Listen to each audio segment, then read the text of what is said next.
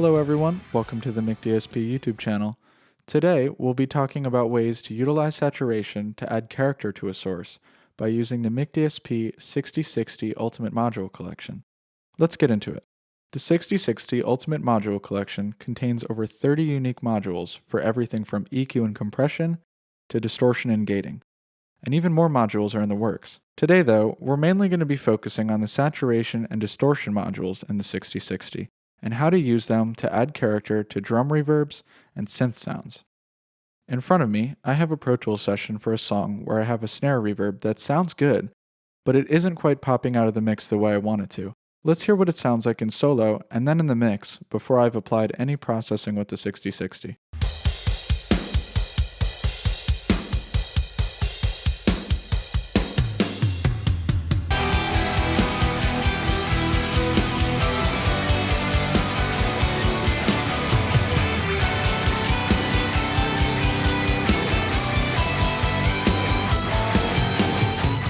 To get the snare reverb to pop out a bit more, I'm going to use the split mode on the 6060 to apply some parallel processing to only the mid-range of this reverb. To enable split mode, simply click the I button on any module that is currently loaded. In my case, I'll click the leftmost one because I want both of these modules to be processing the signal in parallel on signal path B, as opposed to signal path A, which is where the main signal is. Now that split mode is enabled, let's talk about how I have these modules set up. First, I have the MEF1 module filtering out the highs above 2.1K and the lows below about 330 Hz. Then, the S671 module is applying quite a bit of saturation to the signal with its saturation and tone knobs. But remember, since we're in split mode and we're filtering out most of the lows and highs, the saturation is only being applied to the mid-range in parallel on signal path B. Now that the plugin is dialed in, we have the raw, unprocessed signal going through signal path A, alongside the distorted mid-range signal, which is running in parallel on signal path B.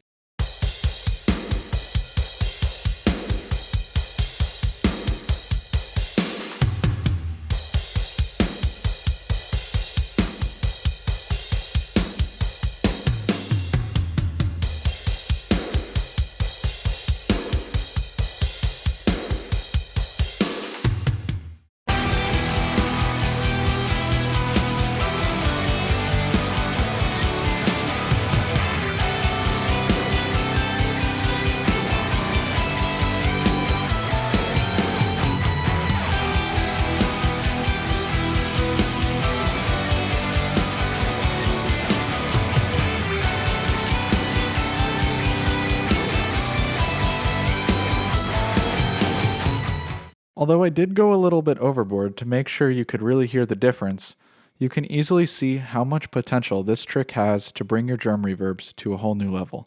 Next, let's check out one of the other distortion modules that the 6060 offers, this time on a synth sound. Here's what it sounds like without any processing from the 6060.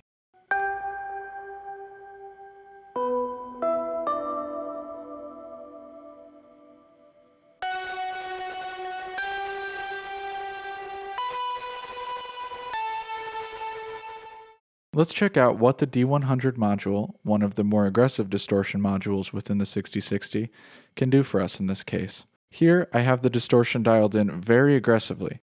The distortion knob is almost all the way up, the tone is up a bit so I can get a bit of brightness that will help this sound cut through the mix, and the low cut is up quite a bit as well, as I don't want very much low end in this sound. Let's hear a before and after with the synth in solo, and then in the context of the mix. Pay attention to the way that the synth settles in with everything else, instead of sounding pokey and out of place.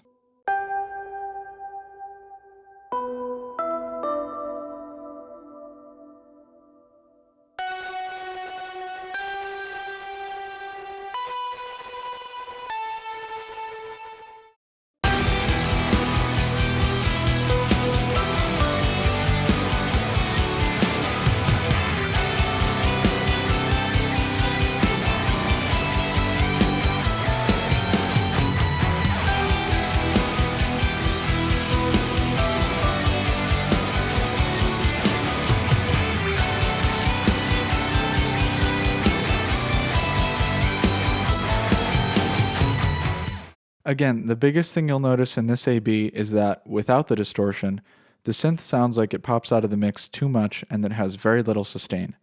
However, once we turned on the distortion, the synth got much more sustain and stopped popping out too much. You almost can't even tell it's being distorted, it just starts to fit with everything a bit better. That's all we've got for today. We really hope you learned something new. Don't forget to hit like and subscribe for more Make DSP tips and content, and we will see you next time.